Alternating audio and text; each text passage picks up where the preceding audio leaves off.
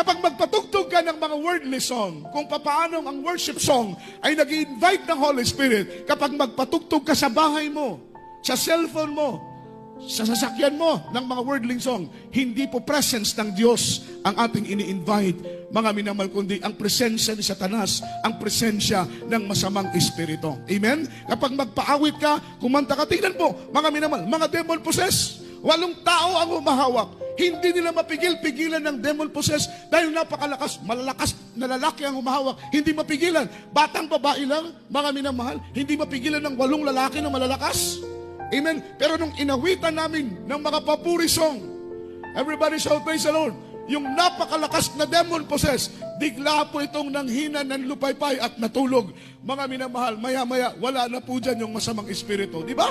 Kasi wini-welcome yung Holy Spirit, yung presensya ng Panginoon. Kung nasaan ang presensya ng Diyos, mga minamahal,